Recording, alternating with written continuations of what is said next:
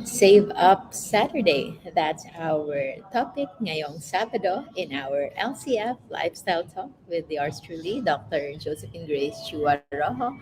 Maraming salamat for everyone na tumulong sa ating episode today, which is Save Up Saturday. Ito po yung pinaka-healthy at pinaka-matipid na lifestyle ever.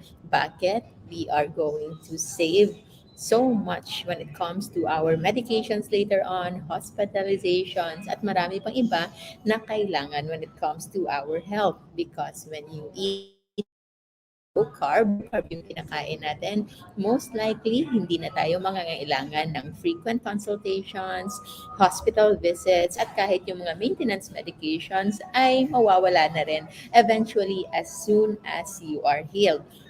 With low carb, yung iba akala nila mahal because yun nga, hindi na sila bumibili ng kanin but dumadami yung kanilang ulam. However, if you will stagnate with that idea, yes, parang mahal ang low carb, but if you will consider that you will only eat two maximum of three times a day nang wala ng snacks, then most likely makakatipid kayo. But don't take my word for it at tingnan natin yung mga sinasabi ng other low carbers kung ano yung kanilang experience when it comes to Save Up Saturday sa low carb and fasting lifestyle. Good morning po sa lahat. Thank you so much for always being here. And yan, eto yung ating mga nagsabi kung ano yung kanilang mga experiences when it comes to Save Up Saturday. So, eto, si Sir Peter, isa po siyang tricycle driver. Sabi niya, mabilis na siyang kumilos, save sa money, at hindi na napapagod. So, I love LCF. So, kitang-kita natin na hindi kailangang manghina sa low carb. You can save money and at the same time, yung energy level nyo ay magiging maganda sa mga nagtatanong for those that are working in construction, yung mga nagbubuhat ng mga mabibigat na bagay, you can see that kahit si Sir Peter na isang tricycle driver ay hindi na papagod because of low carb. Sabi naman ni Ma'am Hazel, save time, money, and energy by going OMAD. So ano yung OMAD? OMAD is one meal a day. So si Ma'am Hazel ngayon ay naka-OMAD na, one meal a day and LCIF and no more medicine. So salamat ng marami, Doc. I am a newbie and set a time every day to listen to your videos. Maraming salamat po. Thank you for your patience in explaining and your tireless effort in low carb awareness and advocacy. God bless. So sabi ni Ma'am ni Ariana, it's matipid, focus on the foods that are low carb. That alone is already economical for me. Kaya nga tayo nagkasakit dahil over budget tayo sa pagkain. I honestly only realized that just very recently. It's a big savings on my budget. Sana nga lang all of us in the family adheres to low carb. So, thank you Ariana for that, and that is really true. Because yun nga, akala natin before na yung low carb talaga ay kailangang mahal. But no, we've seen na mas malaki yung savings natin sa low carb. Because hindi po kailangang salmon, pwede lang galunggong. Hindi kailangang steak, pwede lang ordinaryong baka, ordinaryong karne ng baka or kalabaw, that is okay. Hindi kailangang lobster, pwede lang hipon. So those are still the same equivalent. So hindi kailangang mahal. What is important is ang importante ay nakukuha natin yung nutrisyon na kailangan natin, but at the same time yung budget natin ay pasok din. Save those special foods for special occasions para hindi rin mawala yung essence ng pagka-special nila. But on our day-to-day, sa araw-araw nating kainin, hindi tayo kailangang mag-isip ng kung ano pang mahal. Itlog is very consistent. That is one of the cheapest, most affordable yet healthiest addition na pwede nating i-focus sa low carb lifestyle. Isda, walang kontra yan. When it comes to allergies naman, pork and beef, wala akong kakilalang merong allergies dyan. But for those naman na hindi rin mahilig sa red meat, you can enjoy chicken, chicken and poultry products, just so na if you can focus on the free range, yung walang antibiotics. And I can see now, marami na rin sa market, there are already brands of chicken na nakalagay na antibiotic free. We just pray that they are saying kung ano yung totoo. And yes, gulay. Of course, gulay is very cheap. That's the basic tipid tips in low carb in LCF. Kasi the gulay, especially dito sa Pilipinas, sobrang daling itanim.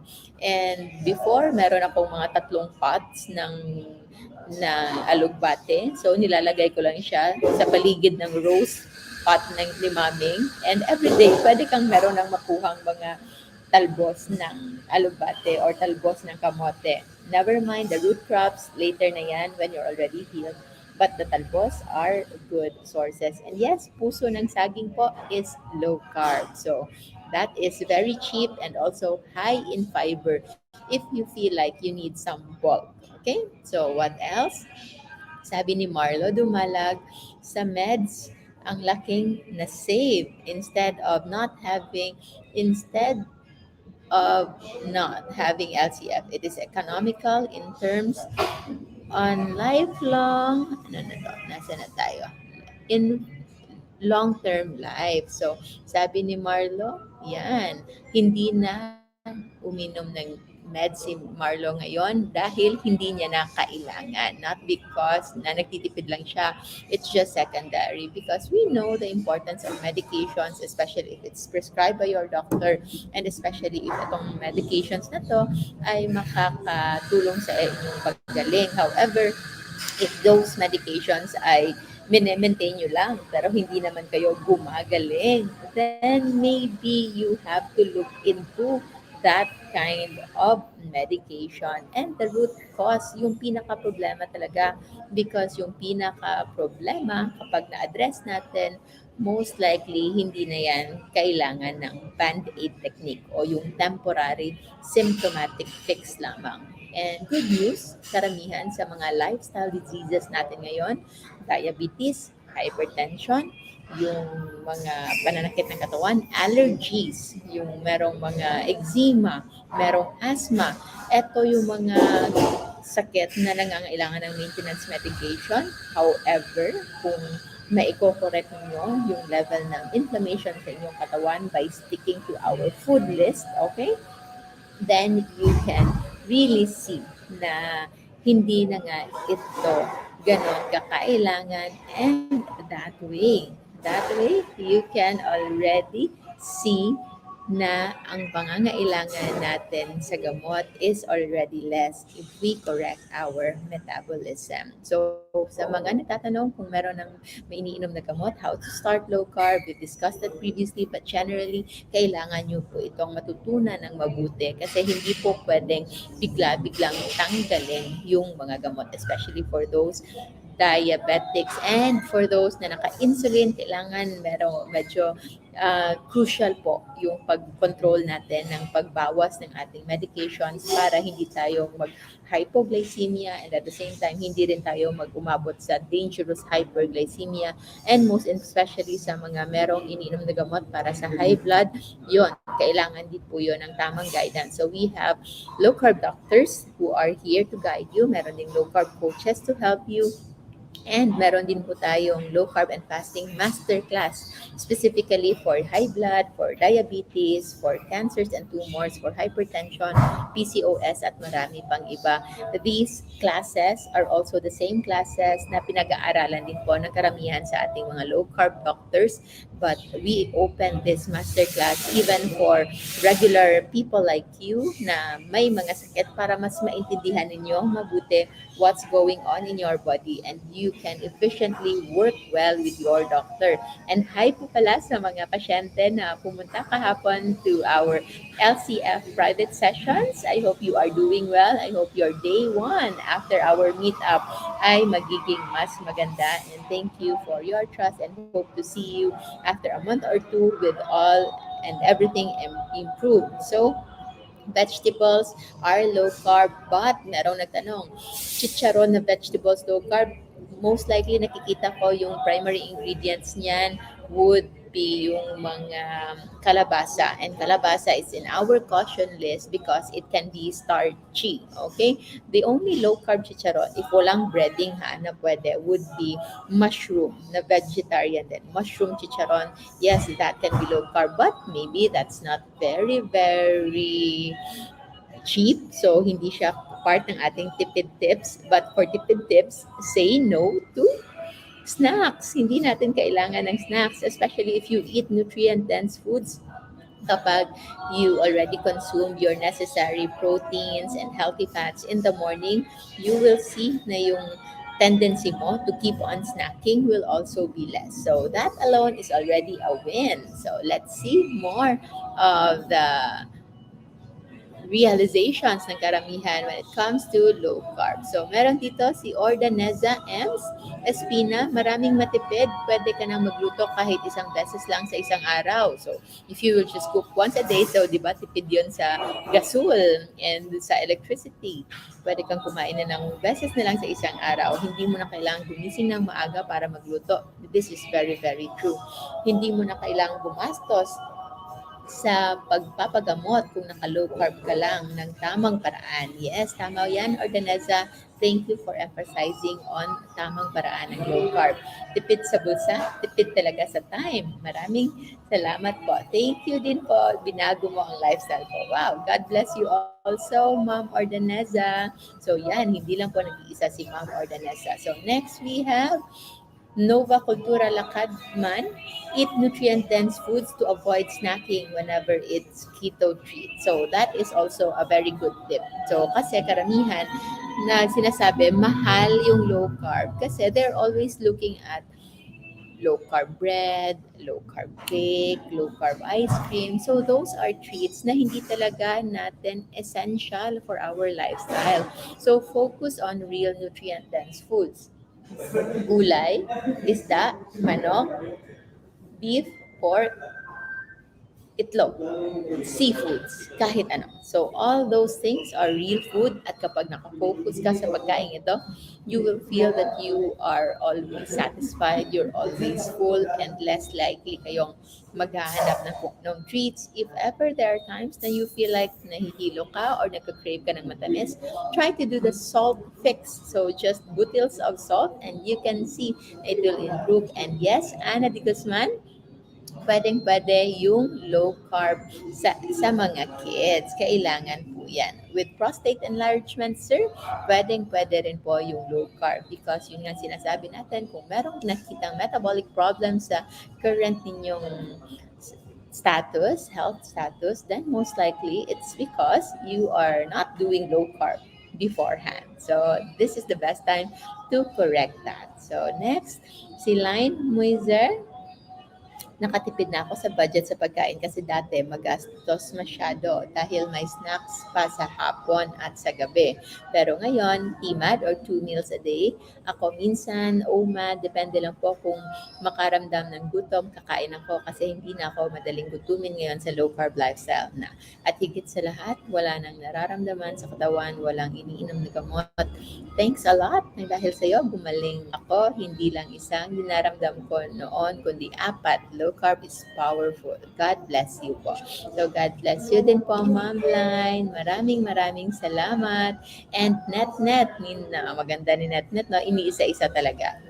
These are the tipid na mga tips and where you can have those savings when it comes to low carb lifestyle. So sabi ni Net, number one would be meds kasi half dose na lang, pera buyag. So, half dose na lang. Congrats, Net. Sa iba nga, hindi lang basta half dose. Yung iba, completely wala na talaga. So, after the meds, food. No more potato chips, corn chips, peanuts, junk food, processed food, soda, snacks galore, and pre-LCF. 4 meals, brunch, afternoon, snacks, coffee, dinner, midnight snacks a day, and reduce to TMAD or OMAD. So yan, sa food, meron ka ng savings, and then kapag gumaling ka na, magkakaroon ka rin ng savings sa iyong medications. And number 3, time. More time for work, reading, writing, family, and friends. Instead of eating 4 times a day, I used to eat potato chips and peanuts with diet soda for less guilt, and diet soda while working, reading, writing. Now, no more. And overthinking. Savings din ba yun? Kasi instead of worrying, I can now relax and let go. Perega ba? So, ang nakakatuwa naman si Ma'am Net. So, yan. And thank you so much daw to me and of course to my brother Alvin. Maybe si Ma'am ay isa sa ating mga LCF Masterclass enrollees. So, thank you so much. Sabi ni Malen, no more treats and snacks. So, tipid. Yan. So, these are the very basic na natitipid nga natin when it comes to low carb lifestyle because hindi na tayo ganon ka nagugutom. Our appetite is also so much less. And of course, our beloved Ninong Cecilio Tepes Abad, save time po kasi imbes na 3 tatlong beses kang kakain, kung umad ka, malaking kabawasan ang 30 to 40 minutes kada meal. At higit sa lahat, nakakaipon ng salapi kasi isang beses na lang kumain. Makapag-ipon na tayo pang rhinoplasty. Sumagot ka dyan. Ay, may pinagtatag pa. So yan, when you have savings, you can even put it into other expenses na mas makakabigay ng additional na kaligayahan para sa iyo that is sustainable at hindi lang basta sa pagkain lamang, including rhinoplasty or pagpapaganda. Self-care is very, very essential. And as much as other people think that eating is self-care, if you are not careful with what you choose to eat, then it could be a double-sided sword and it can even lead you to an even worse condition na kung saan ka before you started eating and devouring all of those foods na akala nating comfort food, but generally, yan pala ay pwedeng makasama para sa ating kalusugan. So when it comes to Save Up Saturday, the best way to save up is to start your low carb the right way. And of course, hindi lang low carb, but pinakatipid sa lahat at pinaka-healthy na lifestyle sa lahat is the incorporation of fasting.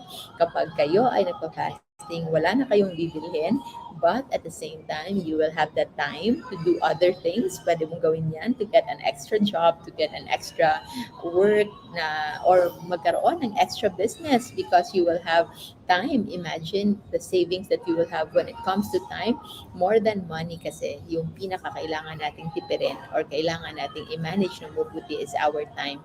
Your money is just fixed.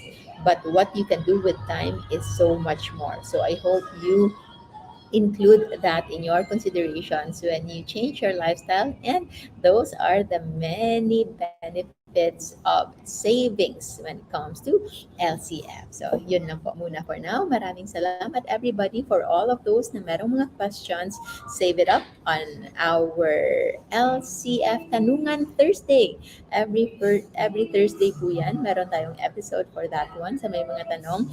But for those na hindi makover, since our time is just limited, you are more than welcome to join our LCF Masterclass na kung saan every Sunday meron tayong exclusive LCF Q&A sa mga masterclass groups natin. If you enjoy our free videos in YouTube and Facebook, I hope you can subscribe and follow our pages and our channels. And of course, if you wish to know more, meron tayong premium videos for structured learning when it comes to low carb and fasting lifestyle for health optimization and also healing. So these are our daily schedule sa ating LCF Lifestyle Talk with yours truly.